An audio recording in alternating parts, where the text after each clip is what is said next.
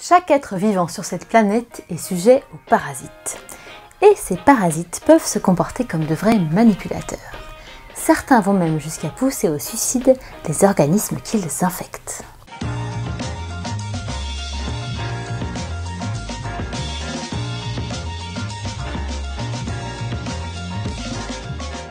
Dans Venom, des symbiotes extraterrestres ramenés sur Terre par le vaisseau de la Life Foundation cherchent à infecter des corps pour survivre et se développer. L'un de ces symbiotes infecte Eddie Brock et prend carrément le contrôle de son corps et de son esprit. Et c'est ce duo, le symbiote et Eddie Brock, qui donne naissance à la créature Venom. What the hell are you? We are Venom. Dans la vraie vie, il n'y a pas de symbiote ou de parasites extraterrestres. Ou en tout cas, pas qu'on sache. Tous les parasites sont 100% terrestres. Parasite?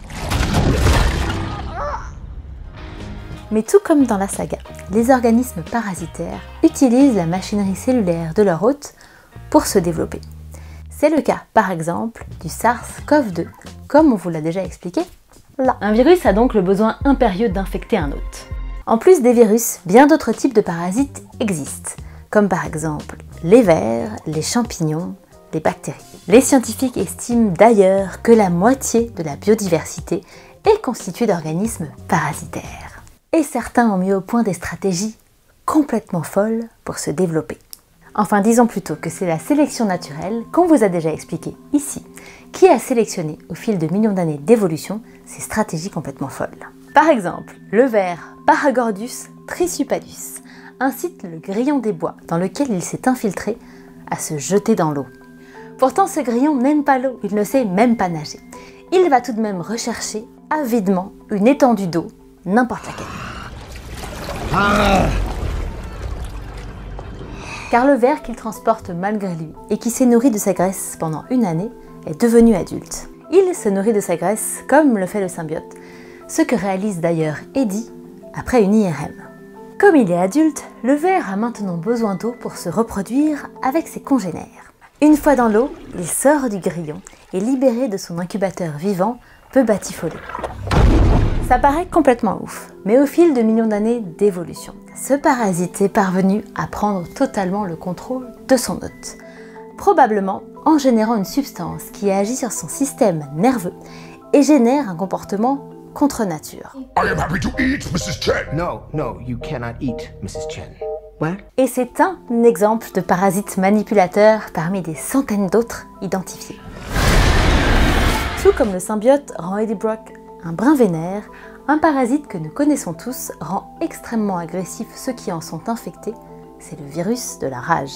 Une fois qu'il a pénétré dans un animal, le virus gagne le cerveau et notamment la partie qui régule l'humeur. Il parvient ainsi à complètement modifier le comportement de son hôte. Celui-ci devient irritable, violent, ce qui le pousse à mordre un congénère et donc à transmettre le virus à un nouvel hôte. Encore une terrible trouvaille de la sélection naturelle. Et nous, les humains, sommes-nous également manipulés par des parasites comme le sont Eddie Brock et le criquet suicidaire? J'ai bien peur que oui, parfois.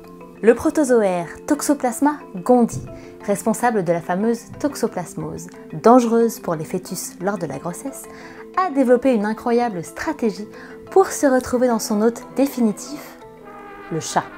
Il s'insinue dans le cerveau de ses hôtes intermédiaires, des rongeurs, et transforme complètement leur comportement, de sorte qu'ils se retrouvent irrémédiablement attirés par l'odeur des félins qui habituellement les fait fuir. Quand un humain contracte la toxoplasmose par contact avec un chat, il présente des troubles de la personnalité et peut même adopter des comportements à risque. What was that? Oh, I have a parasite. Vous me direz, l'organisme qui envahit Eddie Brock est appelé symbiote, c'est-à-dire un organisme qui vit en harmonie avec son hôte, les deux cohabitants se rendant des services mutuels. C'est vrai que de très nombreux symbiotes existent dans la nature, d'ailleurs la majorité des interactions entre les êtres vivants est à bénéfice réciproque. Nous par exemple, nous vivons en harmonie avec les milliards de bactéries de notre microbiote, comme on vous l'a déjà expliqué là, et certaines plantes font aussi équipe avec certains champignons. Mais la frontière entre la symbiose et le parasitisme est parfois floue. Prenez le pic-bœuf par exemple. cet oiseau qui débarrasse les bovidés de leurs tiques. Et ben il se met parfois à sucer leur sang quand ils sont blessés, et se transforme ainsi en un vilain parasite. Exactement comme les symbiotes de Venom sont tantôt les alliés, tantôt les ennemis des humains.